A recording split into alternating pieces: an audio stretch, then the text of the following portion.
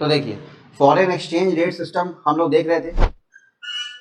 Currency क्या होती है आप जानते हैं, करेंसी क्या है, it's a medium of exchange of goods and services. जो भी आप खरीदना चाहते हैं उसके बदले जो चीज़ का आप इस्तेमाल करते हैं उसको हम क्या कहते हैं, करेंसी कहते हैं। जैसे आपने देखा ये करेंसी हर देश की अलग अलग होती है, ठीक है।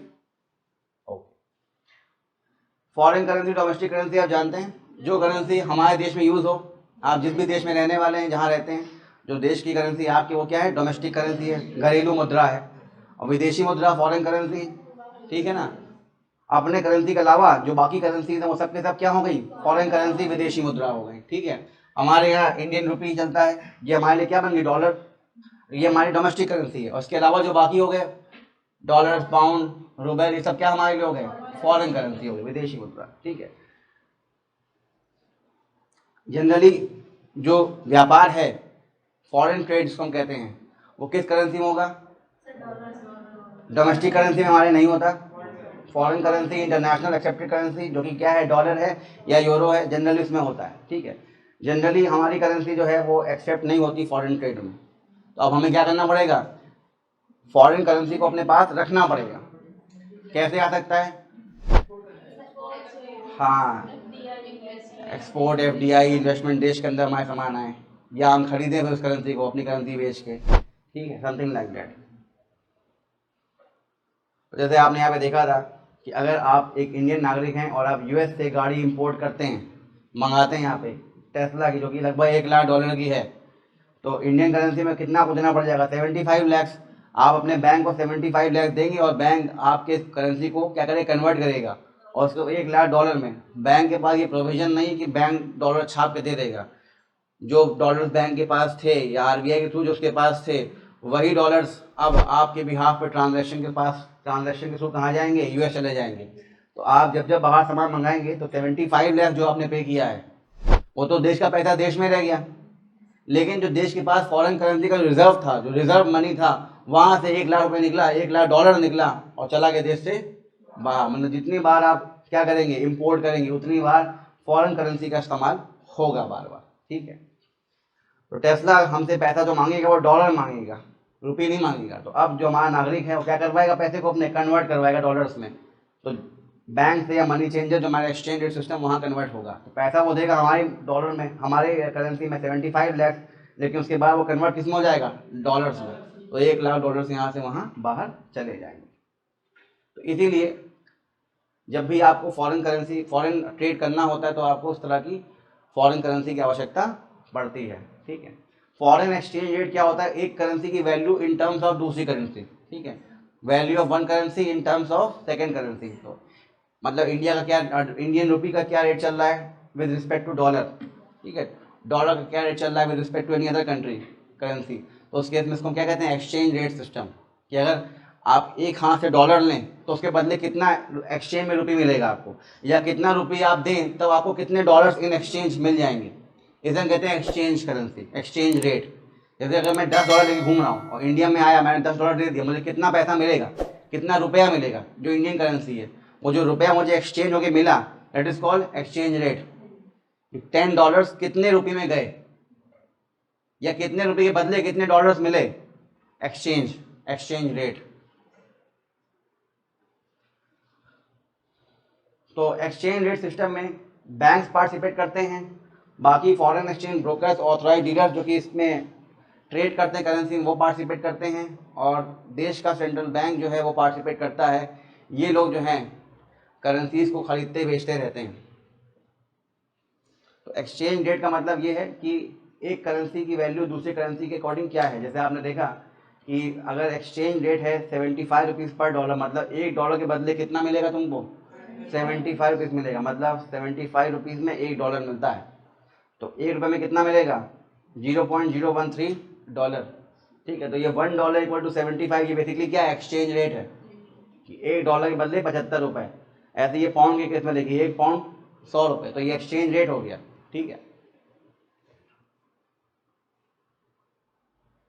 अब ये एक्सचेंज क्यों करना पड़ता है हमें, क्योंकि जब भी आप इंपोर्ट एक्सपोर्ट करते हैं, बाहर सामान यहाँ मंगाते हैं, तो आपको उस केस में एक फॉरेन करेंसी की रिक्वायरमेंट होती है, ठीक है। तो क्यों डिमांड बढ़ जाती है फॉरेन करेंसी की, क्यों एक्सचेंज होता है इसका, इसको समझते हैं। अब जरा यहाँ ध्यान से समझिएगा आप लोग।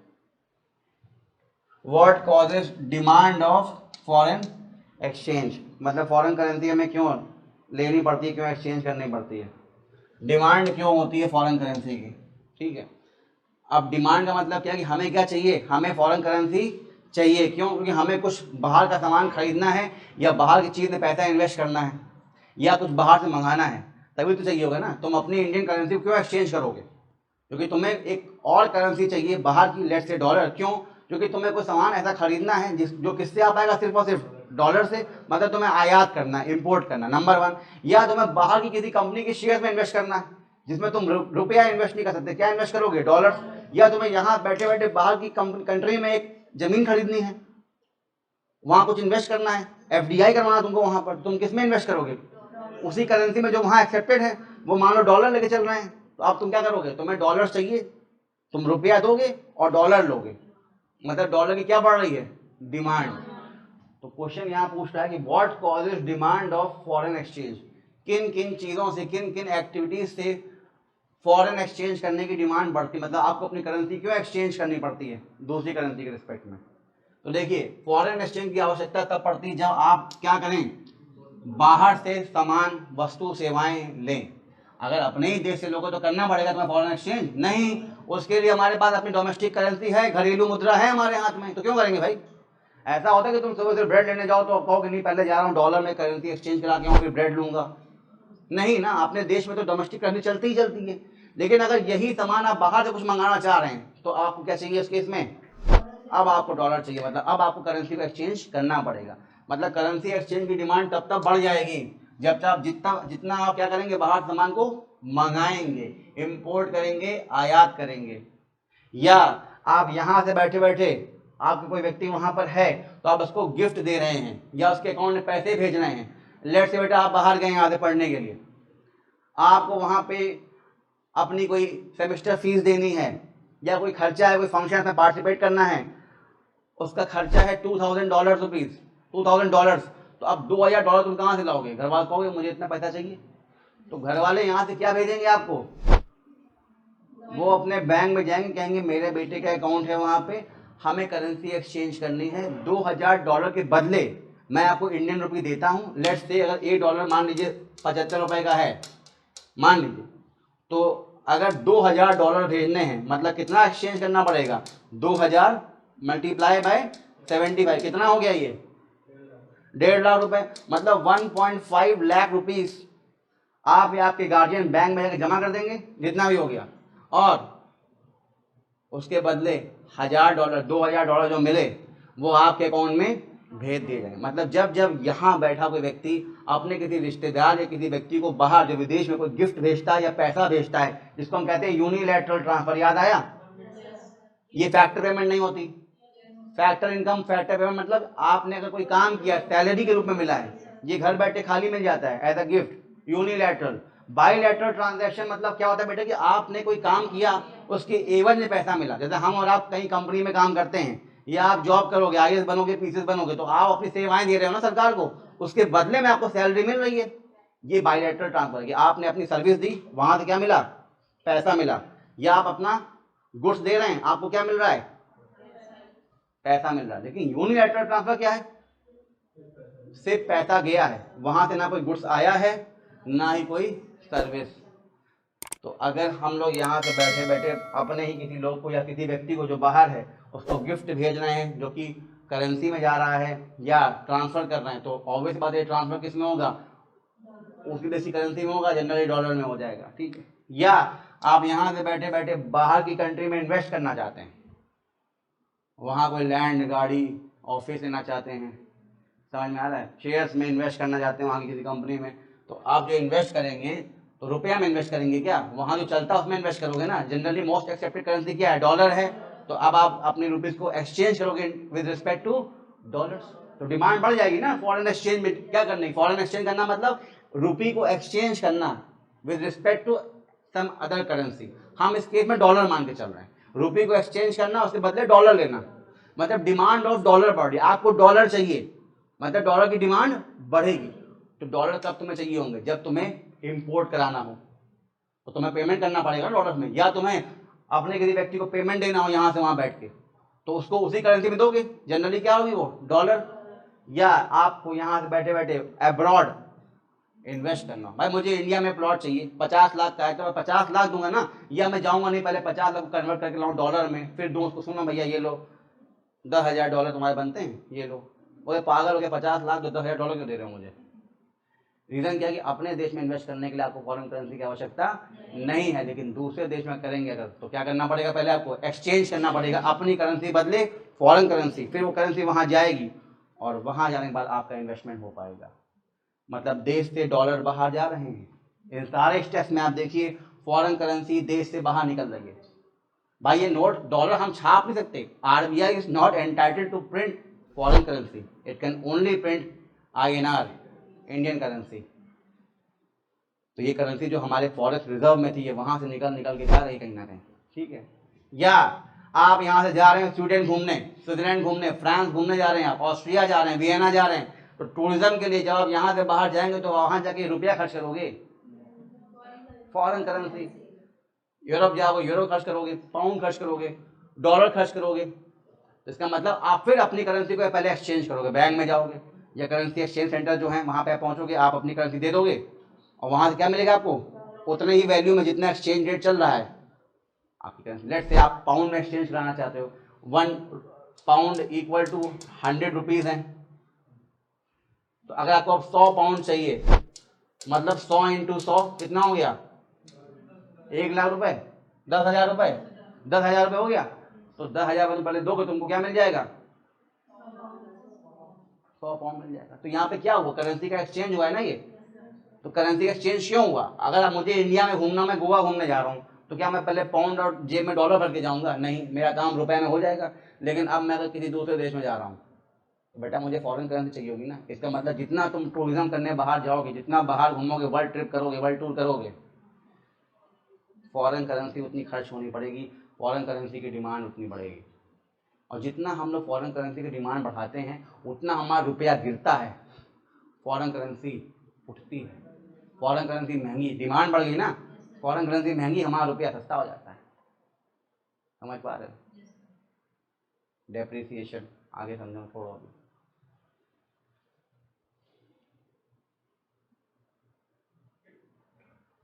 और एक होता है बेटा स्पेक्यूलेशन, सट्टा बाजार समझते हो, सट्टा लगाते हैं लोग स्टॉक एक्सचेंज में। लोग सोचते हैं कि हाँ हो सकता है आने वाले दिनों में डॉलर महंगा हो जाए, एक्सचेंज रेट बढ़ जाए, तो आपने क्या किया, अभी से ही डॉलर खरीद के रख लिए। मान लो मैंने ये प्रिडिक्शन कर ली कि अभी जो डॉलर चल रहा है $1.75 है, 10 दिन में $1 कुछ ऐसा हो जाएगा जिससे क्या हो जाएगा, 80 हो जाएगा, ऐसा मुझे लगता है। तो अब मैं क्या करूँगा, आज ही के रेट में क्या खरीद लूँगा, डॉलर। मान लीजिए मैंने क्या किया, फटाक से $1,000 खरीद लिए, मुझे कितना देना पड़ा होगा, 75,000। तो मेरे लिए तो सिर्फ ये 75,000 था, मैंने दे दिया। लेकिन जब मैंने ये डॉलर खरीदे होंगे तो मुझे 75,000 देना पड़ा, और क्या मैंने मांगा उनसे, अब डॉलर।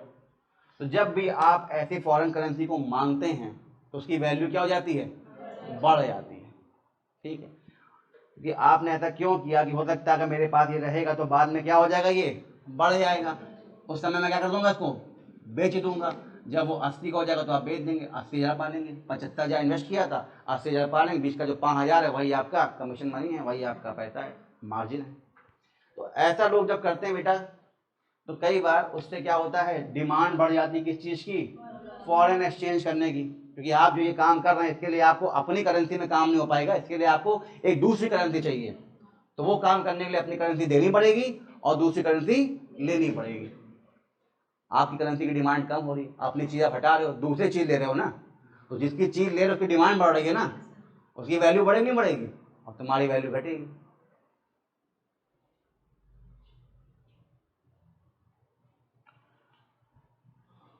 तो आप थोड़ा सा आप लोग और अलर्ट होकर इस चीज़ों को सुनिएगा।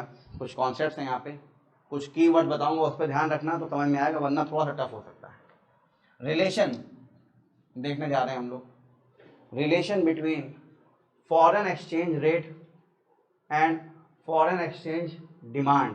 अभी आपने देखा था वो चीज़ें जिससे डिमांड बढ़ती है फॉरेन एक्सचेंज की। मतलब जब जब आप इंपोर्ट करो, बाहर इन्वेस्ट करो, बाहर घूमने जाओ, बाहर पैसा भेजो, ये सारे काम करो, तो उससे क्या होता है, फॉरेन एक्सचेंज की डिमांड बढ़ रही है, ठीक है ना। तो अब आप देख रहे हैं रिलेशन, क्या रिलेशन होगा between foreign exchange rate and foreign exchange demand. Exchange rate क्या था, यही जैसे आपने देखा था कि $1 इक्वल टू 75 रुपीज़, ये क्या एक तरह का एक्सचेंज रेट है कि $1 के बदले 75 रुपये देने पड़ेंगे। 75 रुपीज़ एक्सचेंज करिए, then you will get 1 rupee, ठीक है ना। To get $1 you need to exchange 75 rupees, ठीक है, ये एक्सचेंज रेट है। तो अब देखिए क्या रिलेशन में है, demand for foreign exchange is inversely proportional to rate of foreign exchange, ठीक है ना, समझे इस चीज को, क्या हुआ ये डिमांड फॉर फॉरेन एक्सचेंज, मतलब आपको क्या चाहिए, आपको फॉरेन एक्सचेंज करना है, मतलब अब आपको ये काम करना है। कौन से काम करने हैं, ये जो ऊपर काम है, ये वाले काम, ये काम कब बढ़ेंगे, जब करेंसी सस्ती हो जाएगी बाहर वाली या महंगी हो जाएगी। एक बात बताओ, तुम्हें बाहर टेस्ला मंगानी है, तुम टेस्ला कब ज़्यादा मंगाओगे, एक्सचेंज रेट जब, हाँ। लेकिन अब यहाँ देखिए,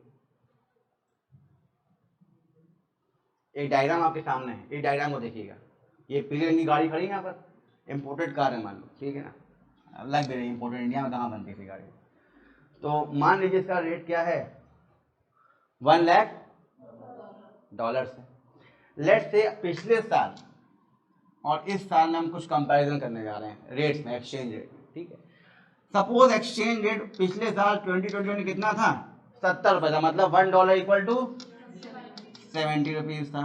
और इस साल एक्सचेंज रेट बढ़ के कितना हो गया, 80 रुपये, मतलब अब करेंटली $1 कितना हो गया है, 80 रुपीज़ है, ये 70 रुपीज़ था। तो जब 70 रुपीज़ था, अब वो जो कार उसकी कॉस्ट कितनी है, $1 लाख है। तो जब 70 रुपीज़ एक्सचेंज रेट था, मतलब जब $1 इक्वल टू 70, ये क्या है, एक्सचेंज रेट है इंडिया करेंसी का और डॉलर का, ठीक है। तो इस केस में आपको कार कितने की पड़ेगी, $1 lakh multiply by exchange rate, exchange rate कितना है, 70 रुपये, तो 70 लाख की बड़ी गाड़ी तुमको ये, मतलब 70 लाख। और यहाँ जब आप लेंगे इस साल, तो एक्सचेंज रेट कितना चल रहा है, 80 रुपये। अब ले लो गाड़ी, कितना बढ़ गया, 80 लाख, 10 लाख गाड़ी महंगी हो गई है भाई। गाड़ी $1 लाख की ही थी, लेकिन हमारी करेंसी वीक हो गई ना, हुई ना वीक, तो हमें पिछले साल ये गाड़ी भाई 70 लाख की, इस साल कितनी बढ़ गई, उनके लिए तो $1 लाख, उन्होंने हमने कहाँ बढ़ाया, हमारा तो $1 लाख है, तुम्हारा एक्सचेंज रेट बिगड़ गया, तुम जानो। हमें कितना महंगा पड़ गया, 10 लाख महंगा पड़ गया। इसका मतलब इस साल जो प्राइस था, प्राइस कम है हमें, तो अब ऐसी गाड़ियां इस साल के कंपैरिजन में, इसके कंपैरिजन इस साल ज़्यादा बिकेंगी कम बिकेंगी, ज़्यादा बिकेंगी ना इस साल। 80 लाख की गाड़ी लोगे, 70 लाख गाड़ी लोगे, ठीक है ना। तो price is less, more car sold, समझ में आया। यहाँ पे क्या, price is more, less car will be sold, demand कम हो जाएगी, ठीक है ना, समझे इस चीज को।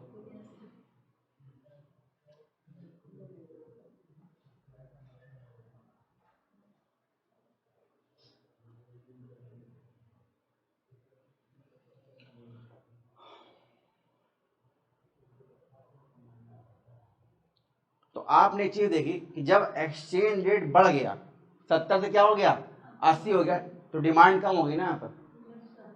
ये भाई 80 लाख में कौन खर्च करेगा, 70 लाख का लोग वेट करेंगे, अगले साल फिर से कुछ कम हो जाएगा तो ले लेंगे, ठीक है।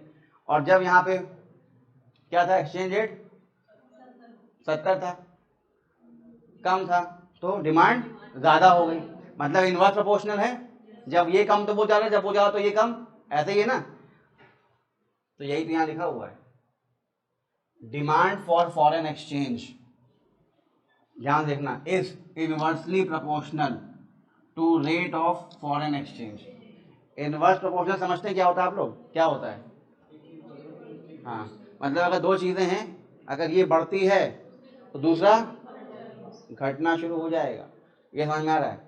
और डायरेक्ट प्रोपोर्शनल मतलब अगर एक बढ़ेगी तो दूसरा भी बढ़ना शुरू हो जाएगा, ठीक है। ये बेटा इनवर्स प्रोपोर्शनल रिलेशन है। इसका मतलब सिंपल सा ये है कि if rate of foreign exchange rises, देखा ना यहाँ पे 70 था, यहाँ कितना हो गया 80 हो गया ना, राइज हुआ ना। तो अगर रेट बढ़ा फॉरेन एक्सचेंज का, फॉरेन एक्सचेंज का रेट मतलब क्या है कि कितने रुपए में आपका डॉलर जाता है। पहले हमारे 70 रुपए में $1 था, अब हमारे 80 रुपए में डॉलर है। डॉलर स्ट्रॉन्ग हो गया, रुपया वीक हो गया, यही हुआ ना, वही वीक ही हुआ ना। अगर 70 से 60 हो जाता तो अब रुपया स्ट्रॉन्ग हो रहा है नहीं हो रहा है।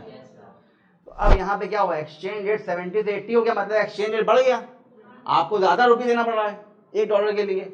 If the rate of foreign exchange rises means आप 70 से 80 पहुंच गए, it leads to decrease in demand of foreign exchange. भाई चीजें महंगी हो जाएंगी ना, आप डिमांड करोगे तो मैं काम करना नहीं करोगे। डिमांड आप क्या कर रहे थे, आप फॉरेन करेंसी मांग रहे थे, किससे, बैंकों से। मान लीजिए मुझे गाड़ी लेनी पसंद आ गया, मैंने कहा कितने की है, $1,00,000 है, बढ़िया यार, मैंने पता ये कितने की है, तो इन्होंने कहा एक्सचेंज रेट चल रहा है 70 रुपये, मैंने आज ले लिया। मतलब मैंने क्या किया, मैंने इस गाड़ी को परचेज करने के लिए एक्सचेंज करवाई अपनी करेंसी। मैंने अपने 70 लाख रुपए के बदले $1,00,000 लिए, और ये $1,00,000 मेरे बिहाफ पे मेरे बैंक ने यहाँ से बैठे बैठे, लेट्स से गाड़ी टेस्ला की है तो टेस्ला के अकाउंट में ट्रांसफर हो गए। मतलब मैंने क्या किया, मैंने डिमांड किया ना, किस चीज की, फॉरेन करेंसी की। क्यों, क्योंकि उस समय क्या था, एक्सचेंज रेट कम था। अब मैं यहाँ डिमांड नहीं करूंगा, मैं कहूंगा पिछले साल मैंने यही गाड़ी ली 70 लाख की थी, इस साल यही गाड़ी 80 लाख की, नहीं डिमांड नहीं करूंगा। मेरी डिमांड क्या हो गई, कम। मतलब एक्सचेंज रेट बढ़ता है तो अब आप फॉरेन करेंसी को एक्सचेंज करना नहीं चाहते, क्योंकि अब आपको महंगा पड़ रहा है। अब आपको 80 लाख के बदले 1,00,000 मिलेंगे। मतलब यहाँ पे आपको 70 लाख आपने एक्सचेंज किए तो कितना मिला आपको, $1,00,000। अब आपको 80 लाख देना पड़ेगा, तब मिलेगा क्या आपको, $1,00,000। तो एक्सचेंज रेट बढ़ गया ना बेटा। अब तुम $1,00,000 की डिमांड कर पाओगे बैंक से, क्योंकि अब तुम अगर $1,00,000 की डिमांड करोगे तो बैंक कहेगा 80 लाख लाओ, तब एक हाथ से ले लो $1,00,000। पहले क्या बैंक कहेगा 70 लाख लाओ तो ले लो। तो अब 70 लाख के बदले आपने $1,00,000 लिए थे, अब आपको 80 लाख के बदले $1,00,000 मिलेंगे, तो डिमांड तुम्हारी घटेगी ना, क्योंकि तुम्हारे लिए गाड़ी महंगी हो चुकी है। डिमांड घटेगी नहीं घटेगी। मतलब जब एक्सचेंज रेट बढ़ा तो अब फॉरेन करेंसी की एक्सचेंज की डिमांड घटेगी। अब आप फॉरेन करेंसी एक्सचेंज नहीं करना चाहेंगे, मतलब आप अपने रुपए के बदले फॉरेन करेंसी लेना नहीं चाहेंगे, क्योंकि आपको यहाँ अपना 80 लाख देना पड़ेगा और यहाँ आपने 70 लाख दिए थे। समझ पा रहे हो, यही लाइन तो लिखी यहाँ पर, पढ़ो लाइन दोबारा। डिमांड फॉर फॉरेन एक्सचेंज, ये आपने यहाँ पे डिमांड की कि मैं आपको 80 लाख दे रहा हूँ, मैं आपको 70 लाख दे रहा हूँ, मुझे कितना दे दीजिए, $1,00,000। ये डिमांड की थी आप, और ये डिमांड क्या है, इनवर्सली प्रोपोर्शनल है। कैसे, to the rate of foreign exchange. ये डिमांड बढ़ी, ये रेट बढ़ा, आपकी डिमांड घट गई, आपने कहा नहीं 80 लाख तो नहीं दे पाएंगे। इसका मतलब जैसे जैसे रेट ऑफ फॉरेन एक्सचेंज बढ़ेगा, आपकी डिमांड जो एक्सचेंज करने की है करेंसी को, वो घट जाएगी। आप नहीं करेंगे, कहेंगे नहीं यार अभी नहीं, बाद में एक्सचेंज करूंगा अपनी करेंसी, वरना मुझे ज्यादा देना पड़ेगा और कम मिलेगा डॉलर। समझ पा रहे चीज में। If rate of foreign exchange rises, अगर फॉरेन एक्सचेंज का रेट बढ़ गया 70 से 80 हो गया, तो अब डिमांड कम हो जाएगी। किस चीज की डिमांड, फॉरेन एक्सचेंज करने की, मतलब अपनी करेंसी के बदले दूसरी करेंसी लेने की डिमांड जो आपकी है। भाई यहाँ पे गाड़ी लेने के लिए आप डिमांड कर रहे थे ना कि मैं आपको इतना लाख दे रहा हूँ, मुझे डिमांड है मेरी कि आप मुझे इतने डॉलर दे दीजिए। अब वो डिमांड घट जाएगी आपकी, क्योंकि अब आपके जेब से डोमेस्टिक करेंसी ज्यादा फ्लो हो जाएगी। समझ पा रहे हो, आया समझ में।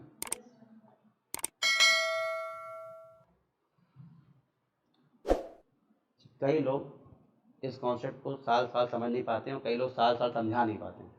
आज तुमने 5 मिनट समझ लिया है, समझ लिया उसको, लेकिन अब ये आप समझे रहे हैं हमेशा, इसके लिए जरूरी कि 1-2 बार के बीच में पढ़ते हैं ना, वरना बेटा 10 दिन बाद दोबारा मुझसे सर ये एक बार समझा दीजिए क्या लिखा है यहाँ पर, और मैं फिर तुमसे एक ही बात कहूँगा, तुमने रिवाइज नहीं किया ना, फंस गया ना मैटर यहाँ पे। मैं यही बोलूँगा उस समय। ये इकोनॉमी के वो गूढ़ कॉन्सेप्ट्स हैं जिन पे बेटा कभी कमांड लोगों का नहीं हो पाता। 2 रीजन हैं उसके, पहली बात समझ में नहीं आता, दूसरा ये समझ में आने के बाद हम रिवाइज नहीं करते। इकोनॉमी 2 धारी तलवार है, काटती भी है कटवा भी देती है। पॉलिटी पे कंट्रोल अच्छी बात है, आपको हेल्प करता है। इकोनॉमी पे कंट्रोल अगर था और अब बना के रखा नहीं, आपके नंबर कटवाएगी। रीजन क्या है? क्योंकि आपने पढ़ा है तो आप सोचेंगे नहीं लाओ मैं कूदूँ इस क्वेश्चन में, let me take this answer. लेकिन क्योंकि तुम्हारे कॉन्सेप्ट तुमने रिवाइज नहीं किया, वो हिल गए थोड़े बहुत, वो तुमसे सारे आंसर गलत टिक करवाएगा और तुम वहाँ कहोगे अरे तो पढ़ा हुआ है मुझे आता है, कट कट टिक, वो कट कट रॉन्ग हो जाएगा क्योंकि तुमने रिवाइज नहीं किया था। वो दो धाए तलवार तुमको नहीं, तुम्हें काट देगी पहले। तो ये सब्जेक्ट की एक खूबसूरती भी है और एक इसकी हाँ ये कमज़ोरी है कि इसको समझना थोड़ा टफ है, लेकिन समझने के बाद रिटेन करना और टफ है। समझो इस चीज़ को, ठीक है? ये पॉइंट समझ में आ गया? तो ये पॉइंट अपने आप समझ चुके हो, ठीक है? If rate of foreign exchange rises it leads to decrease in demand of foreign exchange. और वही चीज़, अगर फॉरेन एक्सचेंज का रेट, एक्सचेंज रेट कम हुआ, मतलब 80 से आप 70 पे आए, तो अब क्या होगा? आपकी डिमांड बढ़ेगी कि आप करना चाहेंगे अब एक्सचेंज। भाई अगर 70 से 60 पे आ गए, अब तो और खुश हो जाओगे ना तुम कि पहले 70 लाख में मिल रहा था $1, 1 लाख डॉलर, अब तुम्हें 60 लाख में मिल जाएगा, तो तुम्हारी डिमांड और बढ़ेगी ना। अरे हाँ यार लो 60 लाख के बदले मिल जा रहा है, ले लेते हैं फटाफट। समझ पा रहे हो इस चीज को? चलो अच्छी बात।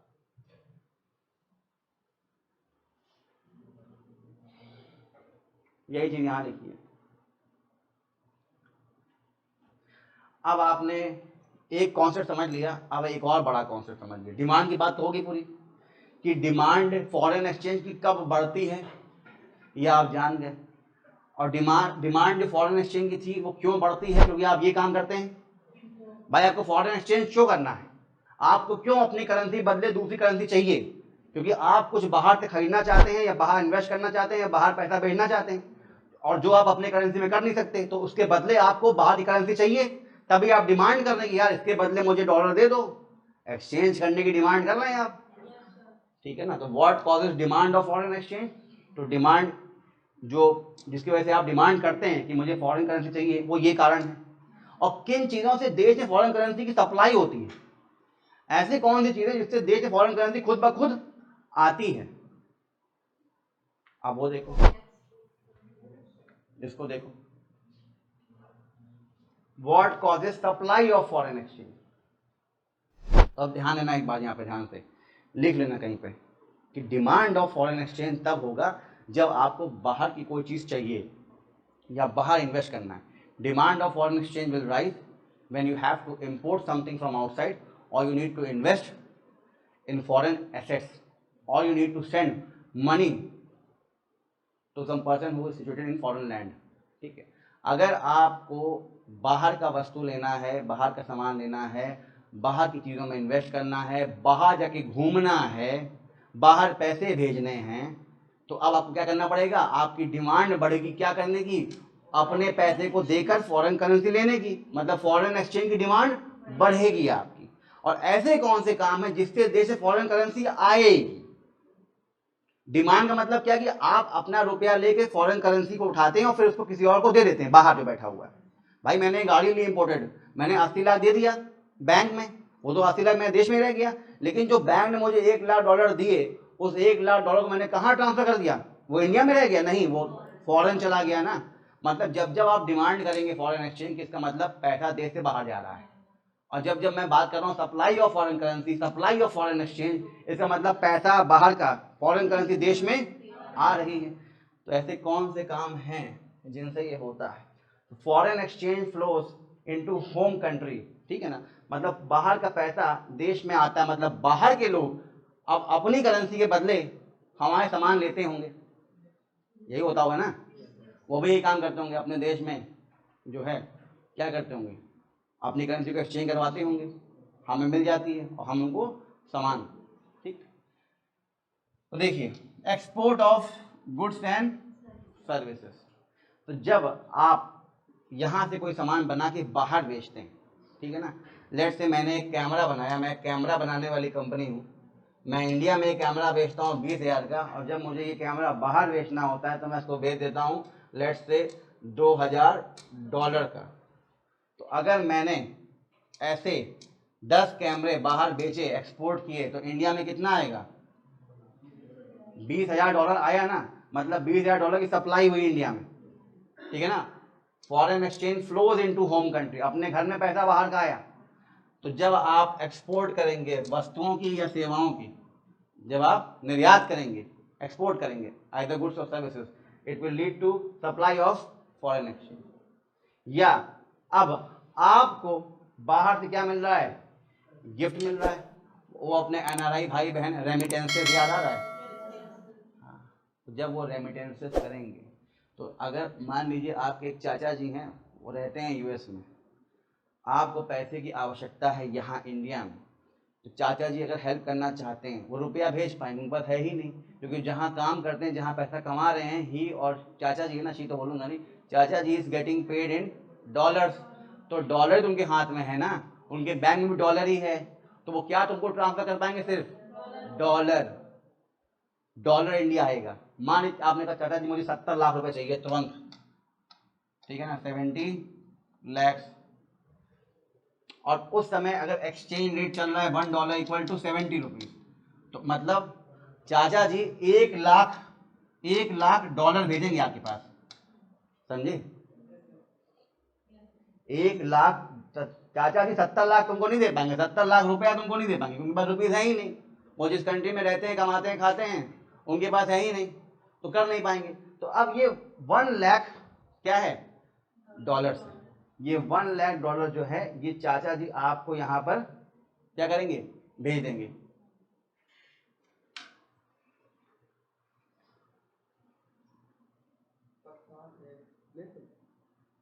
मेरा फास्ट है, अभी देना है,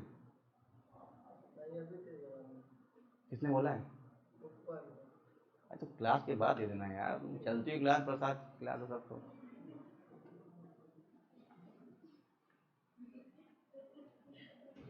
एक तो मेरा फास्ट है, वैसे भूख लगवा देना मुझे, प्रसाद खा लीजिए सर, एनर्जी निकल जा रही मेरी, बता रहे, मैं वैसे तेज नहीं बोल रहा हूँ, सुनाई पड़ रही है आवाज मेरी ना, वो तो बताना, दोबारा बोलूंगा, ठीक है। खैर, कहाँ थे, ठीक है, 70 लाख की जरूरत थी आपको, you required 70 lakhs Indian rupee, and now your uncle has sent 1 lakh dollars to you. ये 1 लाख डॉलर जैसे इंडिया आएंगे, ये 1 लाख डॉलर बैंक उठा के अपने पास रख लेगा, या आरबीआई के कस्टडी में पहुंच जाएगा, और सीधे अब आपको एक्सचेंज होगा, बैंक 1 लाख डॉलर अपने पास रख के आपको क्या दे देगा, 70 लाख। मतलब बाहर से डॉलर्स आए थे, रुपए नहीं आए थे, लेकिन वो डॉलर आते हमारा देश का सेंट्रल बैंक अपने पास पहुंचवा लेगा, बैंक कहेगा तुम ले लो, हमें पकड़ा देना बाद में, क्योंकि जो भी फॉरेन करेंसी होती है फाइनल किसके हाथ में आ जाती है, आरबीआई के हाथ में। और इसके बदले 1 लाख डॉलर के बदले बैंक आपको कितना दे देगा, 70 लैक्स। इसका मतलब अगर आपको बाहर के देश से यूनिलैटरल ट्रांसफर मिला है, गिफ्ट मिला है, पैसा मिला है, तो पैसा जितना बाहर से अंदर आएगा, इसका मतलब देश में सप्लाई हो रही किस चीज की, फॉरेन करेंसी की। उसमें क्या था, आप पैसा यहाँ से बाहर भेज रहे थे, यहाँ क्या आपको पैसा बाहर से यहाँ मिल रहा है, ठीक है। तीसरा, कोई बाहर का व्यक्ति विदेशी अपने यहाँ एफडीआई कर दे, ठीक है ना, मान लीजिए मैं एक कंपनी हूँ, मैंने अपने एक यूएस में बैठे फ्रेंड से कहा कि मुझे अपनी कंपनी एक्सपैंड करनी है, इन्वेस्ट करना चाहोगे मेरी कंपनी में, शेयर होल्डिंग चाहिए तुमको, तो वो कहेगा हाँ, मैं कहूँगा ठीक है इन्वेस्टमेंट करो। उसने मान लीजिए, वही बात बोलता हूँ फिर से, 1 लाख डॉलर इंडिया में भेजे एज एफडीआई, यहाँ आने के बाद वो 1 लाख डॉलर मेरे अकाउंट में जब आए तो किसमें कन्वर्ट हो गए, 70 लाख रुपए में। मैंने 70 लाख निकाले, उसमें से अपनी कंपनी को एक्सपेंड करने के लिए मशीन ली, एरिया लिया, अपना काम शुरू किया, और उसके बदले उस व्यक्ति को अपनी कंपनी में उतने परसेंटेज का शेयर दे दिया जितनी भी मेरी शेयर वैल्यू थी। शेयर तो तुम जानते हो क्या होता है, ठीक है। लेकिन देश में क्या आया, 1 लाख डॉलर आया जो हमारे बैंक के थ्रू आरबीआई तक पहुंच चुका है, और 70 लाख का क्या, तो वो तो अपनी देशी करेंसी है, फटाफट आरबीआई प्रिंट करके रखा है तो दे देता है। तो 70 लाख मतलब नहीं है, मतलब इसका 1 लाख डॉलर का है, और इन्हीं डॉलर का इस्तेमाल बाद में होगा जब हम में से कई लोग बाहर किसी को भेजेंगे पैसा, इंपोर्ट करेंगे, बाहर घूमने फिरने जाएंगे, तेल बाहर से मंगाएंगे, यही वो पैसे हैं जो बार बार यूज होंगे। तो जितना ज़्यादा देश में एफडीआई आएगा, देश का तो भला होगा, लेकिन देश के पास फॉरेन करेंसी बहुत आ जाएगी, उससे हमारे इंपोर्ट कवर जो है, जो हमें सामान इंपोर्ट करना होता है, बाहर घूमने फिरने आना होता है, आप में से जितने भाई बहन या आपके रिलेटिव बाहर रह रहे हैं, बाहर पढ़ रहे हैं, उनकी पढ़ाई का खर्चा डॉलर्स में जा रहा है ना। लेट्स से अगर आप जर्मनी में पढ़ते हैं, ठीक है ना, आप शिकागो यूनिवर्सिटी में पढ़ते हैं, आप एमआईटी में पढ़ते हैं, तो वहाँ की सेमेस्टर फीस रुपीज़ में नहीं जाती है, डॉलर में जा रही है, पाउंड में जा रही है, यूरो में जा रही है। इसका मतलब आप करेंसी को एक्सचेंज कर रहे हैं, पैसा देश से बाहर जा रहा है, डिमांड बढ़ रही करेंसी की। जितने लोग यहाँ से बाहर पढ़ेंगे ज़्यादा, फॉरेन एक्सचेंज की डिमांड बढ़ेगी ना, बढ़ेगी नहीं बढ़ेगी। यहाँ बात करें सप्लाई की, ठीक है। ऐसे कोई बाहर का व्यक्ति इंडिया पढ़ने आए, ऐसा कम होता है लेकिन मान लीजिए, अच्छी बात है, अगर बाहर का कोई व्यक्ति इंडिया पढ़ने आएगा तो हमारी सेमेस्टर फीस का वो क्या देगा, हम मांगेंगे रुपया, उसके पास रुपया तो है नहीं, वो एक्सचेंज कराएगा, मतलब हमारे पास क्या आएगा, डॉलर आ जाएगा, कहेंगे लो तुम्हारी फीस डॉलर में है इतनी, ठीक है। ऐसे ही बाहर के लोग जब हमारे यहाँ घूमने आते, लेट्स से कोई रशियन घूमने आया, फ्रेंच पर्सन यहाँ घूमने आया, कोई अमेरिकन यहाँ घूमने आया, तो जब वो इंडिया घूमने आएगा तो अपनी फॉरेन करेंसी यहाँ पे एक्सचेंज कराएगा ना। वो लेट्स से अपने हाथ में $1000 की घूमने आएगी, इंडिया घूमूंगा $1000 में, तो $1000 से वो यहाँ कुछ नहीं कर पाएगा, कोई लेगा नहीं उससे, यहाँ पर एक्सचेंज कराएगा। $1000 इंडिया में आ गए, उसके बदले जो करेंसी थी लेट्स से 75,000 रुपये, वो क्या हो गया, उसके हाथ में आ गया। अब वो 75,000 लेके इंडिया में घूम रहा है, शॉपिंग कर रहा है, इधर उधर पैसे खर्च कर रहा है, लोग लूट रहे हैं उसको। यही होता है हमारे यहाँ, ये जो टूरिस्ट गाइड होते हैं अच्छा इनकम कमा लेते हैं उस तरह से, ठीक है। और स्पेक्यूलेशन, वही सट्टा, जब लोग अपनी फॉरेन करेंसी बेच देंगे सोच के कि यार पैसा डाउन हो जाएगा, डॉलर गिरने वाला है, नुकसान हो जाएगा, समझ में आया, तो इससे अच्छा क्या कर दो, बेच दो। मान लीजिए $1 = 70 रुपीज़ था, ठीक है, और मैंने कितना ले लिया था, लेट्स से $100 मैंने खरीद लिया, तो मतलब मैंने कितना दिया होगा, 70 × 100 कितना हो गया, 7,000 मैंने दिया था, और उसके बदले मुझे कितने मिल गए थे। कल को बेटा अगर ऐसा हो जाए कि $1 = 60 हो जाए, अब मेरे ये $100 का मतलब कितना हो गया, हाँ, अब ये 100 मतलब हो गया 6000, मुझे 1000 नुकसान हो गया ना। ये अच्छी बात है मेरे लिए, मैं कभी चाहूँगा ऐसा हो जाए नहीं। तो अगर मुझे हल्का सा ये लगा अनुमान कि यार 70 से 60 होने वाला, क्या करूँ, पक्के से बेच दूंगा, तो बेच दिया, तो डॉलर अपनी मंडी में आके दोबारा आ गया ना अपने पास, समझ रहे हो ना। वहाँ पे क्या था, खरीद रहे थे, यहाँ बेच दिए। तो ये कुछ तरीके हैं जिससे देश के अंदर फॉरेन करेंसी आती है। वहाँ क्या था, हमारे जैसे फॉरेन करेंसी बाहर जा रही थी, वहाँ फॉरेन एक्सचेंज की डिमांड करवा रहे थे कि हमें पैसा दो, रुपया लो, पैसा दो डॉलर में, ताकि हम बाहर दे सकें, अपना काम कर सकें। यहाँ क्या आप सामान दे रहे हो बाहर वाले को, घुमा फिरा रहे हो इंडिया में, FDI करवा रहे हो उनसे इंडिया में, तो उल्टा करेंसी हमारे पास आ रही है। इसको हम क्या कहते हैं, supply, supply of foreign exchange. ऊपर जो था वो क्या था, डिमांड ऑफ फॉरेन एक्सचेंज। तो डिमांड ऑफ फॉरेन एक्सचेंज मतलब यहाँ पे आप पैसे को रुपए के बदले एक्सचेंज करते हो, ठीक है ना, मतलब रुपए को डॉलर के बदले एक्सचेंज करते हो, डॉलर को देश से बाहर भेज देते हो। यहाँ पे क्या है, डॉलर देश में आ रहे हैं, किसमें, सप्लाई में। आप अपना सामान बाहर बेचते हो, अपनी सर्विसेज बाहर बेचते हो, बाहर का पैसा यहाँ इन्वेस्ट करवाते हो, बाहर के लोग यहाँ घूमने आते हैं, समझ में आ रहा है। तो उससे क्या देश में फॉरेन करेंसी आती है, मतलब foreign currency demand, foreign exchange supply मतलब देश से पैसा आ रहा है, फॉरेन एक्सचेंज डिमांड मतलब देश से पैसा जा रहा है। कौन सा पैसा, फॉरेन करेंसी जा रही है, समझ में आ गया।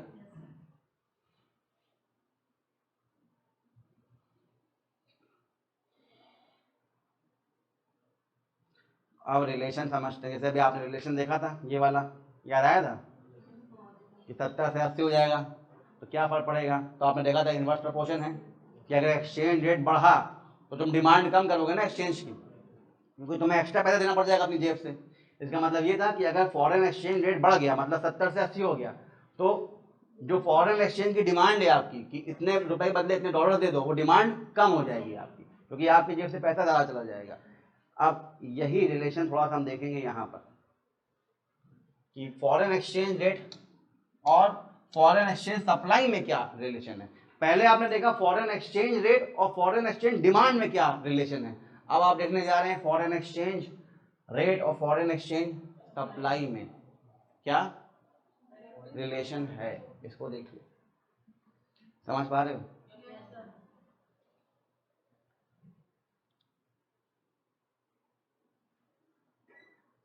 एक एग्जांपल देखो, बगल में है आपके ताजमहल दिख रहा है,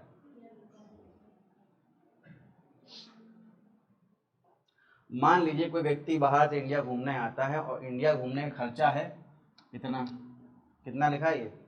1,40,000 रुपये। मतलब कोई व्यक्ति बाहर से आ रहा है तो उसको लगभग इतना खर्च करना पड़ेगा, इंडिया के एटलीस्ट कुछ प्लेसेस लाइक ताजमहल घूम सकता है, सब कुछ इतना खर्च कर सकता है। मान लीजिए व्यक्ति 2021 में आता है, और 2021 में जब वो पिछले साल आया था तो उस समय एक्सचेंज रेट कितना था?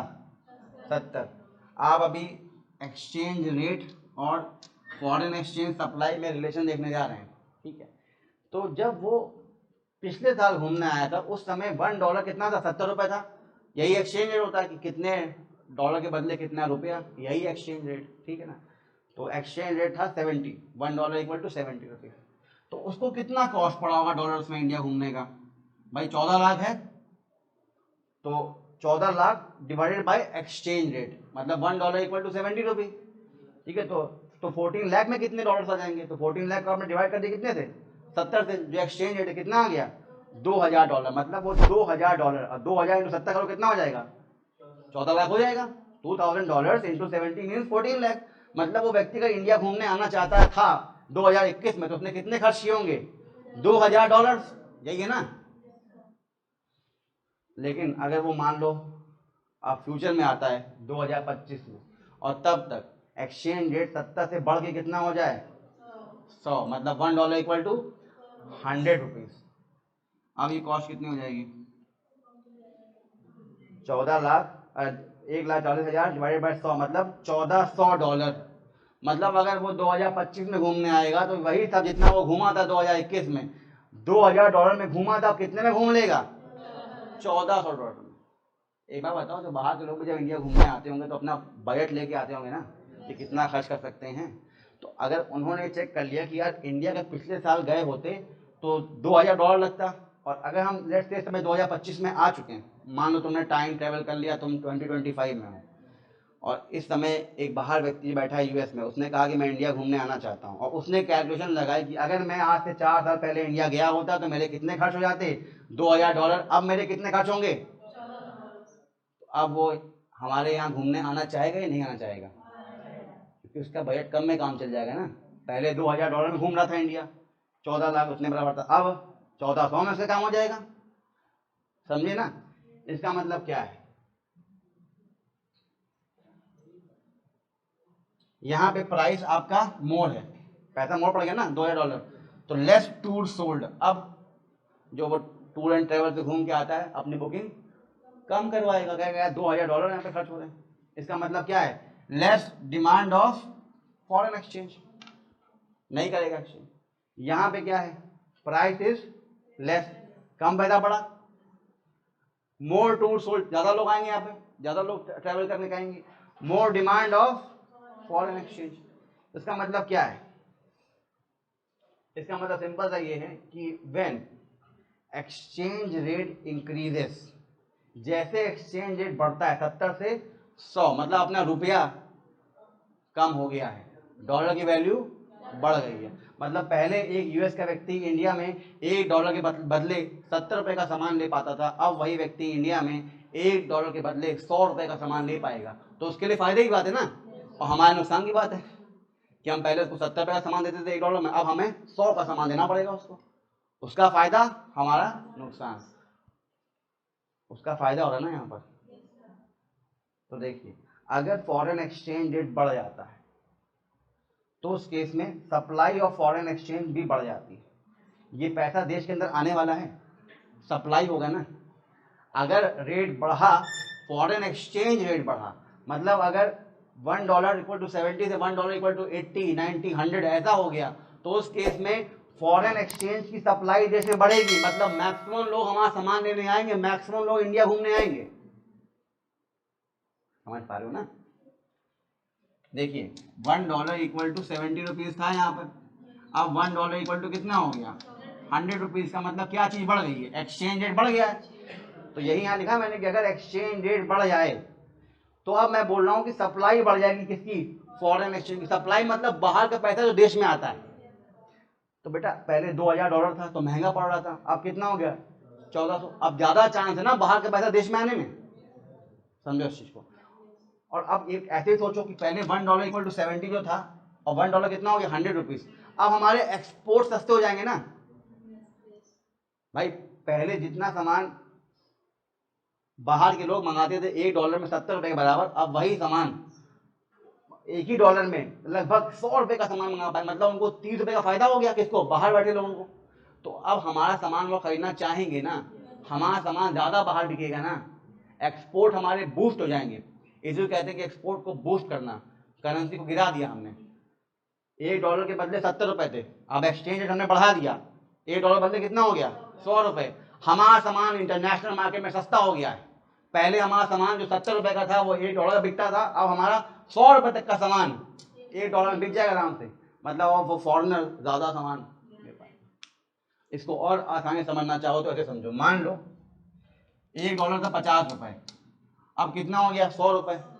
अब अगर हमारे यहाँ एक बर्गर 50 रुपए का आता है, तो पहले कोई विदेशी $1 खर्च करके एक बर्गर खाता होगा, अब वो $1 कितना खा लेगा? 2 बर्गर खाएगा। फायदा हुआ ना उसका एक बर्गर का, हमारा सामान सस्ता हो गया ना उसके लिए। वो पहले उतने ही डॉलर में एक बर्गर खाता था, अब उतने डॉलर में 2 बर्गर खाएगा। तो हमारे बर्गर खाना चाहेगा अगर, मतलब हमारा सामान लेना चाहेगा, मतलब हमारा सामान बाहर बिकेगा, मतलब हमारा एक्सपोर्ट होगा।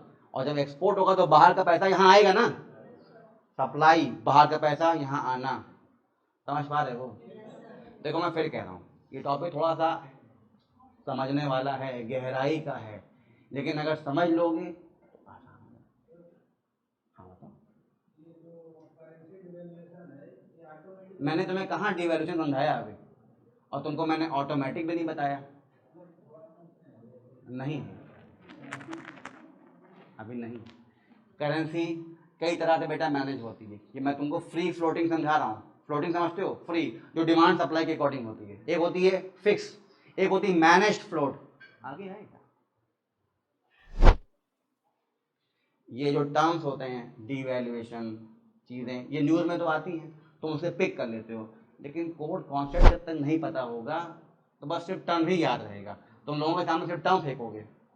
लेकिन अगर तुमको ये एग्जाम्पल और कॉन्सेप्ट याद होगा, तुम उस टर्म की परिभाषा खड़े खड़े बना दोगे। समझ रहे हो उस चीज को? बेटा कई डेफिनेशन बुक में भी बहुत अच्छी नहीं लिखी हुई है, जो भी किताब आप पढ़ते हैं अच्छी नहीं, पढ़ने के बाद भी समझ में आता क्या डेफिनेशन लिख दी इन्होंने। लेकिन अगर आपके कॉन्सेप्ट सही हो चुके हैं, आप उस डेफिनेशन को रिफाइंड वे में और अच्छा लिख सकते हो। और जब इतना समझने के बाद लिखोगे एग्जामिनर के सामने, तो वो समझ जाएगा कि तुमको आता है एक्चुअली। वरना उसको भी पता है, वो रोज 20 कॉपी चेक करता है, वही रटी परिभाषा सबकी चेक करता है, वो तो एवरेज नंबर दे देता है। लेकिन अगर आप समझ के एक्सप्लेन करके ऐसे लिख देंगे तो आपको और चीज़ें मिल जाएंगी, और समझ जाओगे, तो थोड़ा सा इस्तेमाल कर पाओगे ग्राफ का।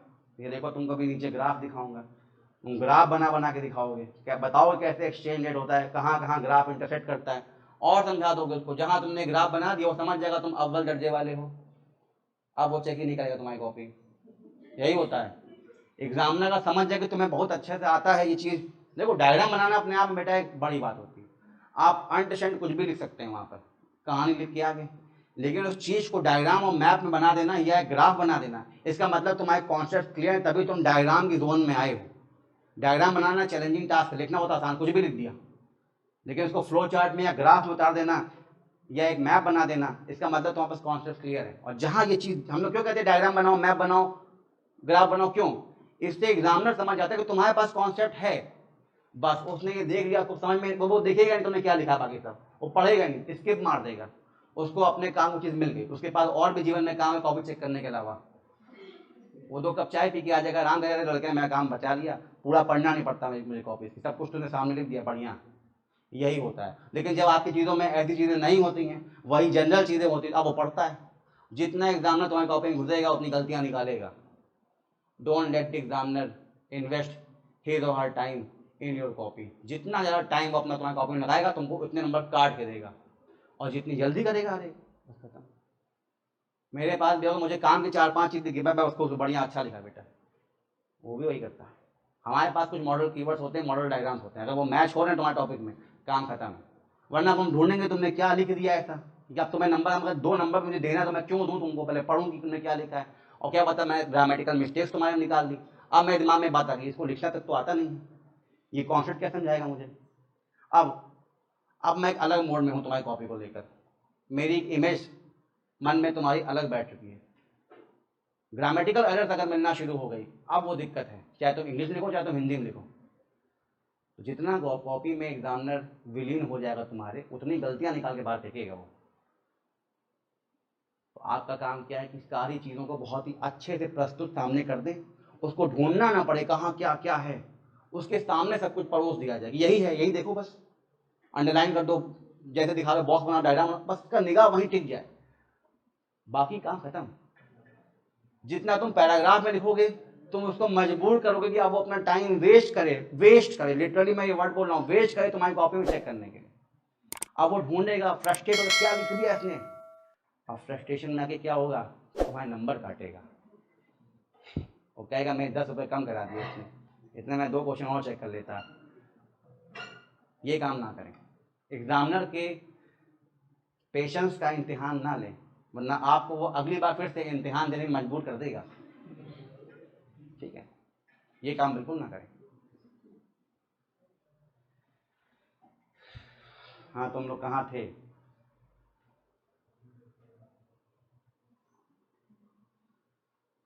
सप्लाई समझ गए इस एग्जाम्पल से? ठीक है ना? तो अगर एक्सचेंज रेट बढ़ा तो सप्लाई घटेगी या बढ़ेगी? मतलब डायरेक्ट प्रोपोर्शन हो गया ना। और डिमांड के केस में क्या था, इनवर्स। अगर एक्सचेंज रेट बढ़ा तो डिमांड घटेगा ना, क्योंकि अब आपको ज्यादा पैसे एक्सचेंज करना पड़ेगा, उतने में घट जाएगी डिमांड। यहाँ क्या है, एक्सचेंज रेट बढ़ा तो अपना सामान सस्ता हो जाएगा इंटरनेशनल मार्केट में, तो ज्यादा लोग पैसा भेजेंगे यहाँ पे, हाँ सामान खरीदो इंडिया से, आओ इंडिया घूमने आते हैं, तो ज्यादा बाहर का पैसा इंडिया में आएगा। मतलब ये डायरेक्ट प्रोपोर्शन रिलेशन है सप्लाई वाली, और वो इनवर्स प्रोपोर्शन थी।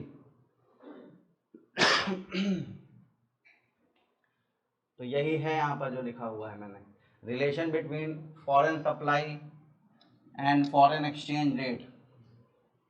तो if rate of foreign exchange rises, जैसे आपने देखा था 70 से कितना हो गया 100, रेट राइज हो गया ना एक्सचेंज का, then it will lead to increase in supply of foreign exchange. Foreign exchange देश में ज़्यादा होगा, मतलब लोग ज़्यादा पैसा यहाँ भेजेंगे, इंडिया में इन्वेस्ट करना चाहेंगे, कम पैसे में उनका काम हो जाएगा ना, समझ रहे हो? वही पैसा हो, कहीं बाहर लगाए, बाहर खर्च करके उनको ज़्यादा देना पड़ जाएगा। इंडिया में अगर एक्सचेंज उनको अच्छा मिल रहा है तो वहाँ कर देंगे।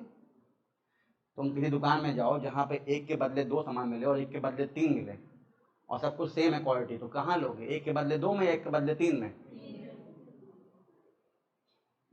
तो वही तो है यहाँ पे। ठीक है, if rate of foreign exchange decreases, अगर रेट कम हो गया, मतलब अगर आप 100 से 70 पे आ गए, फॉरेन एक्सचेंज कम हो गया, रेट कम हो गया फॉरेन एक्सचेंज का, अब $1 में वापस कितना मिलेगा, जो पहले 100 था अब 70 मिलेगा, अपना सामान मतलब महंगा हो गया, अब बाहर से पैसा यहाँ आएगा, कम आएगा, इसका मतलब it will lead to decrease in supply of foreign exchange. समझ पा रहे हो? ये 2 बहुत ही हैवी टॉपिक्स हैं एक्सचेंज रेट सिस्टम में, ये बहुत परेशान करते हैं, लेकिन अगर तुमने ग्रिप इस पर बनानी बेटा एक बार, क्या होता है फ्लोटिंग, क्या होता है मैनेज फ्लोट, क्या होता है परचेजिंग पावर पैरिटी, ये सब बेकार चीज़ें हैं, नाम है बस, ये कॉन्सेप्ट ये तुम्हारे सामने है, बाकी तो फालतू की परिभाषाएं तुम खुद बना लोगे। समझ पा रहे हो इसको?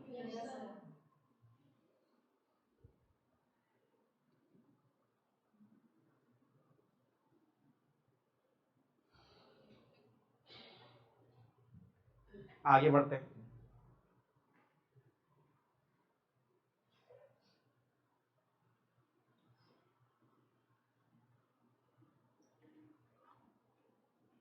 ये बेटा जो तुमने पूछा था तुम्हारे सामने आ चुका है।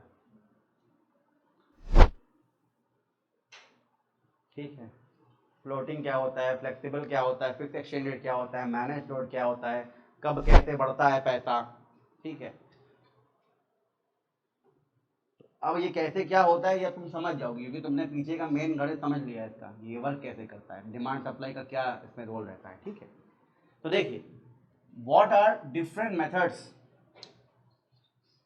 ऑफ डिटरमाइनिंग एक्सचेंज रेट, कैसे एक्सचेंज रेट को सेट किया जाए। जैसे मैंने कहा ना कि $1 इक्वल टू 70 है, या $1 इक्वल टू 80 है, या 100 है, 90, जितना भी है, ये एक्सचेंज रेट है, तो ये सेट हुआ होगा।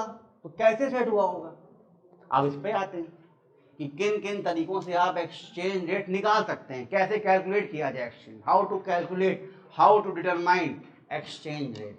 तो 3 तरीके हैं बेटा, ठीक है। पहला तरीका क्या है तुम्हारे पास, फ्लेक्सिबल या फ्लोटिंग एक्सचेंज रेट। ये डिमांड सप्लाई से वेरी करता है, जैसे आपने देखा था डिमांड सप्लाई अपने यहाँ ऊपर नीचे होना शुरू हो जाता है। दूसरा है फिक्स्ड एक्सचेंज रेट, ये हर साल फिक्स रहेगा, इसमें वेरिएशंस नहीं आएंगे।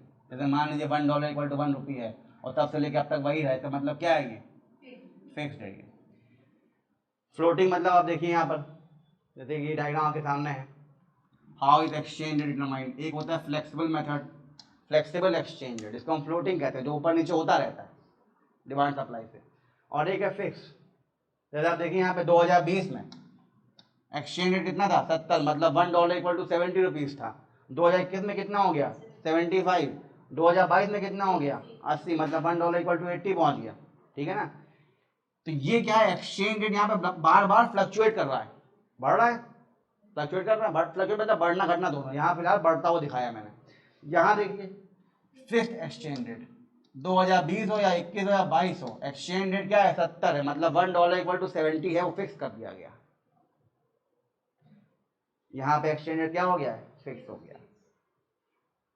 और एक होता है जिसको हम कहते हैं मैनेज्ड, जहां पे हम बहुत बड़ा गैप तुरंत होने नहीं देते हैं। मैनेज्ड फ्लोटिंग एक्सचेंज रेट, देखो यहाँ पे क्या है, फ्री है, तो अपने आप कभी बहुत ऊपर हो जाएगा, कभी बहुत नीचे हो जाएगा। इससे बेटा देश को नुकसान होगा ना, अचानक से रुपया बहुत गिर जाए खतरनाक तरीके से और आप उसको मैनेज ना कर पाए, या बहुत उड़ जाए, तो दोनों ही केस में हमारे एक्सपोर्ट या इंपोर्ट सफर करेंगे। कभी इंपोर्ट सस्ते हो जाएंगे, कभी एक्सपोर्ट बहुत नहीं हो पाएंगे, दिक्कत होगी। और यहाँ क्या फिक्स ही है, ये भी बेकार है कि समय के साथ चीज़ें वैरी करनी चाहिए। अगर 70 ही है और हमें 60 करना है, 80 करना, तो कैसे करेंगे। अगर हमें एक्सपोर्ट बूस्ट करना हो तो हमें बढ़ाना पड़ेगा इसको, और अगर इंपोर्ट बचाना होगा तो उसको घटाना होगा, कहीं कम में काम अपना हो जाए। इसके लिए कई बार एक्सचेंज रेट को एक पर्टिकुलर रेंज में रखा जाता है। जैसे इन्फ्लेशन को टारगेट करते हैं बेटा, कौन टारगेट करता है, यही काम आरबीआई यहाँ भी कर देती है, मैनेज करती है एक्सचेंज रेट को, कोशिश करती है कि एक्सचेंज रेट बहुत ज़्यादा वेरी तेजी से ना हो। जैसे मेरे एग्जांपल में देखिए, इस एग्जांपल में मान लीजिए 2020 में 70.1 था, तो 2021 में 70.4 हो गया, 2022 में 70.3 हो गया। मतलब इसको एक पर्टिकुलर रेंज में फ्लक्चुएट कराती है, ये नहीं कि 10, 15, 20 जैसे यहाँ लगातार चेंज होता चला जा रहा है। तो एक रेंज डिफाइन करने की कोशिश की जाती है समय को देखते हुए, और उसके अंदर मैनेज किया जाता है। अब कैसे मैनेज करते होंगे, कई बार आरबीआई मैनेज करने के लिए डॉलर्स को खरीद लेती है या बेच देती है। आपको पता है ना कि किसी चीज़ की अगर सप्लाई कम हो जाए उसकी वैल्यू बढ़ जाती है, या डिमांड बढ़ जाए तो वैल्यू बढ़ जाती है। मार्केट में आलू बहुत ज़्यादा सस्ते होंगे महंगे होंगे, आलू बहुत कम हो तो महंगे हो जाएंगे ना। तो अगर महंगे को सस्ता करना है तो क्या करो, सप्लाई बढ़ा दो। मान लो आलू मंडी में जो आया है, 4 ट्रक आलू आया था, 2 ट्रक मैंने रुकवा लिया था, 2 ट्रक डलवा दिया। अब वो 2 ट्रक आलू कम है तो आलू रेट बढ़ गया, और फिर मैंने बाद में क्या किया, वापस 2 ट्रक खाली करवा दिए, मतलब आलू वापस बढ़ गया, तो रेट क्या हो जाएगा, कम हो जाएगा। और जब रेट बहुत ज़्यादा कम हो जा रहा है तो उसने क्या किया, जबरदस्ती आलू को बल्क में खरीद लिया ताकि आलू कम बचे रहे, और कम बचेगा तो डिमांड वापस, डिमांड ज़्यादा है या उतनी है लेकिन सप्लाई बहुत कम हो गई, तो वैल्यू बढ़ जाएगी नहीं बढ़ जाएगी। यही काम करता है आरबीआई, मार्केट से डॉलर को खरीद लेगा या बेच देगा, खरीद लेगा या बेच देगा, ताकि इसकी जो वैल्यू है वह पर्टिकुलर रेंज में रहे। मैनेज करता है, जो कहते हैं मैनेज फ्लोट, ठीक है। देश का सेंट्रल बैंक वहां पे इन्वॉल्व हो जाता है, यहाँ पे सेंट्रल बैंक इन्वॉल्व नहीं हो रहा है, यहाँ पे इन्वॉल्व होकर वो काम करता है। एक एक करके इनको पढ़ेंगे अभी, ठीक है। तो पहला है आपका इसमें ये वाला flexible exchange rate, floating rate, ठीक है, फ्लेक्सिबल और फ्लोटिंग। इसको देखिए,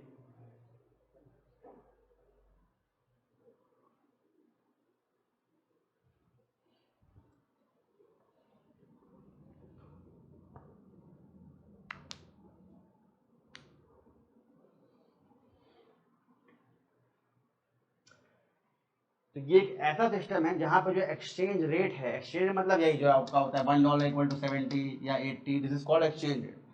तो एक ऐसा सिस्टम जहाँ पे एक्सचेंज रेट को कौन डिटरमाइन करे, कौन बताएगा? Bye market forces of demand and supply. जितना डिमांड जितनी सप्लाई होगी इसके अकॉर्डिंग वो फ्लक्चुएट करेगा, ठीक है। In this case central bank मतलब हमारे केस में आरबीआई डज नॉट इंटरवीन, ये इंटरफेयर नहीं करता, हस्तक्षेप नहीं करता किस चीज में, एक्सचेंज रेट को मेंटेन करने में या मैनेज करने में। ये सब कुछ खुला होता है किसके according? Market supply, demand supply, कितनी डिमांड है उसकी वैल्यू उतनी बढ़ जाएगी, जितनी सप्लाई उसकी वैल्यू वैसी रहेगी, ठीक है। तो अब इस केस में अगर हम बात करें फ्लेक्सिबल या फ्लोटिंग एक्सचेंज रेट में, जहाँ पे आरबीआई इन्वॉल्व नहीं है, मतलब हर एक चीज डिमांड सप्लाई से होगी, एक्सचेंज रेट कैसे निकालोगे तुम? डिमांड सप्लाई से। तो अब ऐसे केस में फॉरेन एक्सचेंज रेट कैसे निकाला जाए जब डिमांड और सप्लाई के अकॉर्डिंग आप एक्सचेंज रेट ट्रेड करने वाले हैं? आइए देखते हैं कुछ चीज़ों को। How is foreign exchange rate determined in case of floating या फ्लेक्सिबल, या जब डिमांड सप्लाई की सिर्फ बात हो?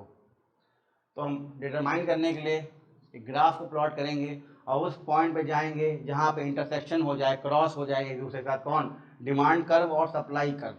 कर्व मतलब ग्राफ, ठीक है ना, डिमांड का ग्राफ और सप्लाई का ग्राफ, जहाँ ये मिलेंगे वो जो इंटरसेक्शन पॉइंट होगा, जो उसकी वैल्यू आएगी, that will be equal to supply rate, ठीक है। जैसे एग्जांपल अभी समझते हो समझ में आएगा। पहले जरा यहाँ देखो इसको,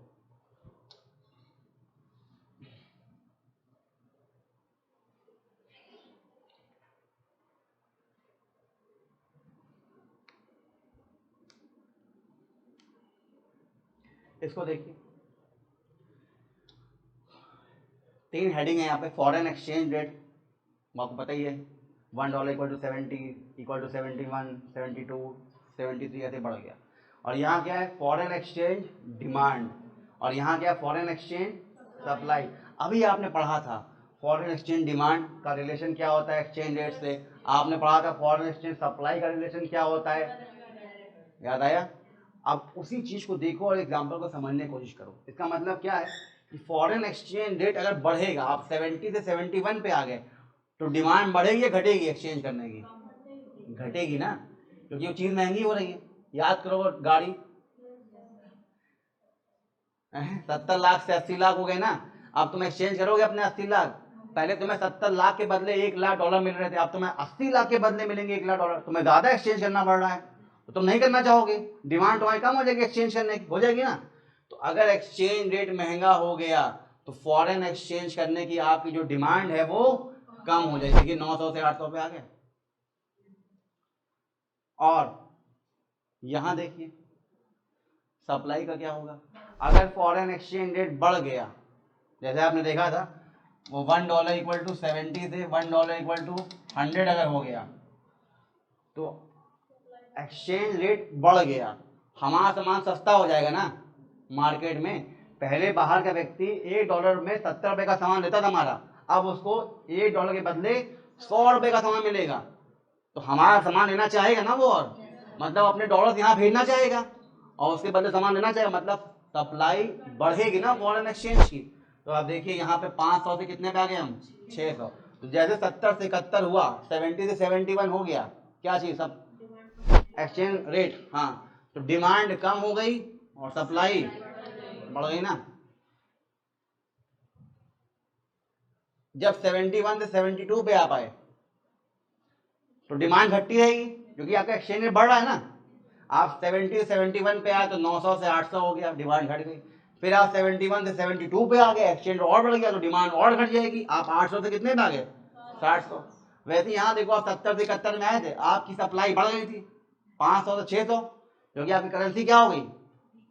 वीक हो गई, लोग आपका पैसा लेना चाहेंगे, आपका सामान लेना चाहेंगे, और यही अगर 71 से 72 हो जाए और लेना चाहेंगे, मतलब और सप्लाई देश में आएगी ना। 600 से कितना हो गया? 700। जहां ये दोनों इंटरसेक्ट कर जाएं, एक साथ मिक्स हो जाएं, उसको तुम क्या कहते हो? फॉरेन एक्सचेंज रेट कहते हैं। क्या एक्सचेंज रेट होना चाहिए जहां डिमांड सप्लाई एक दूसरे को इंटरसेक्ट कर दें, मतलब कॉमन हो जाए। तो देखिए इस केस में क्या हो गया यहाँ पर 72, क्या बन जाएगा, हाँ ये बन जाएगा आपका exchange rate. Here demand equal to supply, this is how foreign exchange rate is determined in flexible market, float market. तो यहाँ पे डिमांड सप्लाई जहाँ सेम हो जाती है, जो जिस वैल्यू पे होती है, जिस एक्सचेंज रेट पे होती है, उसी को हम एक्सचेंज रेट मानते हैं और फिक्स कर देते हैं। ठीक है, तो आपने देखा ये वाला जो फिगर था, ये वाला कॉलम, ये एक्सचेंज रेट जितना बढ़ रहा है इतना घट रहा था, मतलब this decreases with the increase in rate. और ये वाला कॉलम जो था ये बढ़ रहा था, जैसे जैसे एक्सचेंज रेट बढ़ रहा था ये भी बढ़ रहा था, तो this increases with increase in rate. समझ पा रहे हो, जहां डिमांड सप्लाई बराबर हो गई, ये आपका जो रेट है 72, $1 इक्वल टू 72 हो जाएगा यहाँ पर क्या, एक्सचेंज रेट, इस एग्जाम्पल के अकॉर्डिंग। समझ पा रहे हो, नहीं समझ पा रहे तो कोई बात नहीं, ठीक है ना, कोई फर्क बहुत नहीं पड़ेगा। लेकिन अगर तुम्हारे कॉन्सेप्ट एक बार बन जाएंगे तो आप यूपीएससी जितनी भी डीप में घुसेगा तुम उतने डीप में घुस कर उसको आंसर दे दोगे। वरना क्या है, तुम्हारे पास सरफेस लेवल का बेटा होता है तैयारी, ऊपर ऊपर से आपने कोई एक जिस्ट समरी पढ़ के या कोई बेकार के नोट पढ़ के निपटा दिए हैं, फिर गहराई नहीं आती तुम्हारे पास, फिर वो कॉन्सेप्ट ने आपको खिलाता रहता है बार बार, और फिर कहते पेपर बहुत टफ बन गया इस बार। पेपर टफ नहीं बना, उसने सिलेबस से ही पूछा है, आपने सिलेबस बहुत अच्छे से नहीं पढ़ा।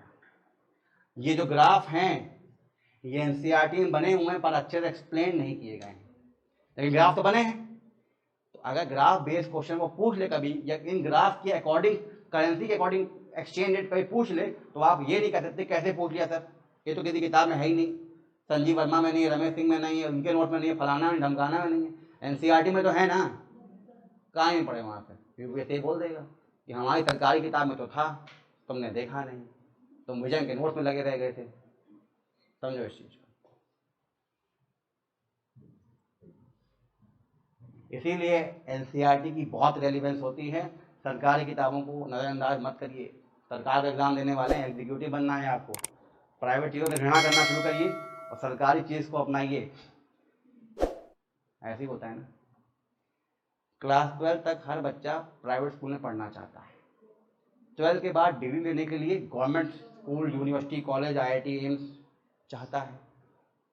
अब उसके बाद भी दो तरह के लोग होते हैं, एक को MNC चाहिए प्राइवेट में, और सरकारी चाहिए तो सरकारी भी मिलता है बढ़िया, ठीक है ना। लेकिन जो इनिशियल लेवल ऑफ एजुकेशन होता है एलिमेंट्री, वहाँ पे कोई सरकारी में पढ़ना नहीं चाहता, लेकिन उसके बाद चाहे वो डिग्री परस्यू करना हो या यूपीएससी ऐसा बड़ा प्रेस्टिजियस गवर्नमेंट एग्जाम हो तब करना चाहता है। लेकिन जब आप करना चाहते हैं तो आप उन ऑथर की किताब पढ़िए जो गवर्नमेंट रिकमेंड करती है, एनसीईआरटी पढ़िए, सरकारी किताबें हैं, सरकार की अपनी किताबें हैं। यही बोलता हूँ मैं ऑप्शनल के लिए भी, जो आप ऑप्शनल अपना ले रहे हैं जो भी है, इग्नू के नोट्स को मत इग्नोर करिएगा, क्योंकि इग्नू के नोट्स सरकारी नोट्स हैं, सरकारी किताबें हैं, वो इधर उधर के फर्जी नोट मत पढ़ के बैठ जाना कि बस वहीं से पढ़ लिया है, क्योंकि वो क्वेश्चन का आंसर एक्सप्लेनेशन जो मॉडल आंसर उनके पास है वो इग्नू को बेस बना के उन्होंने मॉडल आंसर बनाया होता है ऑप्शनल में। अब वो आपके पॉइंट्स मिलेंगे नहीं आपको, उनको आपके ऑप्शनल के आंसर में नंबर कम दे देंगे। यही होता है कि जब आप जीएस के आंसर लिखते हैं तो एनसीईआरटी को बेस बना के मॉडल आंसर बनाया जाता है, और अगर आपने एनसीईआरटी कवरेज पूरा अच्छे से नहीं किया है तो वो आपके पास रेलिवेंट पॉइंट्स होंगे नहीं, आप लिख तो देंगे कहानी, लेकिन वही बात है 10 में से 4.5 पकड़ा देंगे आपको, आपने उम्मीद की थी 8 मिलने चाहिए थे, इसलिए नहीं मिले, क्योंकि ये तुमने छोड़ दिया। ठीक,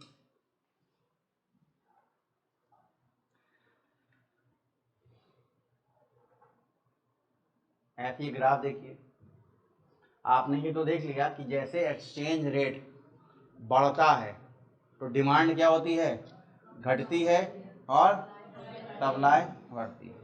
अब ये ग्राफ है आपके सामने, ग्राफ देख रहे हो, ये ओरिजिन है इसका, 0 से शुरू है, ये एक्स एक्सिस है, ठीक है, और ये इसकी क्या है बेटा, वाई एक्सिस है। ये जो एक्स एक्सिस पे 70, 71, 73, 4 ये सब देख रहे हैं क्या है, ये आपका एक्सचेंज रेट, एक्सचेंज रेट। और ये जो आपका है इस पे हम डिमांड भी दिखा रहे हैं और सप्लाई भी दिखा रहे हैं अलग अलग ग्राफ से। तो अब ऐसे देखो सिर्फ ये जो एस लिखा है हाँ, ये सप्लाई वाला ग्राफ है और ये डिमांड दिखा है डी, ये डिमांड वाला ग्राफ है। अभी आपने देखा था कि जैसे ये वैल्यू बढ़ना शुरू होती है तो डिमांड घटता है ना, देखो ना डिमांड घट रहा है, घटा कि नहीं घटा? देखो जब ये चीज 70 के पास थी, 70 पे थी, तो डिमांड कहाँ पे था? 900 पे था। आप 71 पे आना शुरू हो गए, डिमांड आपका कितने पे आ गया? 800 पे आ गया। आप 72 पे आ गए, डिमांड आपका 700 पे आ गया। मतलब जैसे जैसे तुम 70 71 गए, तुम्हारा डिमांड 900 से 800 हो गया, कम हुआ। वैसे तुम 71 से 72 गए, डिमांड 800 700 हो गया। डिमांड घट रहा है ना। यही तो देखा था आपने कि अगर एक्सचेंज रेट बढ़ेगा, अब तुम डिमांड कम करोगे क्योंकि तुम्हें ज्यादा पैसा देना पड़ेगा in exchange of dollars, in exchange for dollar आपको पैसा ज़्यादा देना पड़ जाएगा, तो कम डिमांड करोगे। ये डिमांड समझ में आ गया। अब एस वाला ग्राफ देखो, सप्लाई जैसे बढ़ रहा है क्या एक्सचेंज रेट, सप्लाई देखो बढ़ा नहीं बढ़ रहा है। तुम देखो यहाँ पे 70 जब था तो सप्लाई कितना था, मान लो 500 रुपये। ऐसे तुम कितने ले गए 71 पे, कितना हो गया सप्लाई 600। 72 पे चले गए, कितना हो गया 700। 73 पे चले जाओगे और बढ़ जाएगा आगे 800 900। इसका मतलब जैसे तुम यहाँ से यहाँ जा रहे हो, तुम्हारी सप्लाई भी यहाँ से यहाँ जा रही, बढ़ रही है। एक्सचेंज रेट बढ़ा, सप्लाई बढ़ी, सप्लाई बढ़ी, सप्लाई बढ़ी, तभी ग्राफ देखो बढ़ रहा है। और डिमांड का ग्राफ कम हो रहा था क्योंकि डिमांड डिक्रीज हो रही है ना। ये ग्राफ बना हुआ है एनसीईआरटी में, प्रॉपर एक्सप्लेनेशन के साथ दो नहीं है लेकिन है एटलीस्ट। अब उसको हमें क्या निगाह से पढ़ना होता है, हमें उसको यूपीएससी एस्पिरेंट की निगाह से पढ़ना होता है कि अगर उसमें ग्राफ बन गया है तो हमारा काम है कि उनकी एक्सेस को समझें, देखें, रिलेट करें ताकि हमें वो समझ में आ जाए। ठीक है, समझ पाए? अब अगर तुम इतना डिटेल में एक्सचेंज रेट समझ जाओगे तो कुछ बचता नहीं है बाद में बहुत। ये मेन कॉन्सेप्ट है बेटा, बाकी तो बस अभी कुछ टर्म्स आएंगे तुम उसमें ऐसे ही खेल लोगे। ठीक है,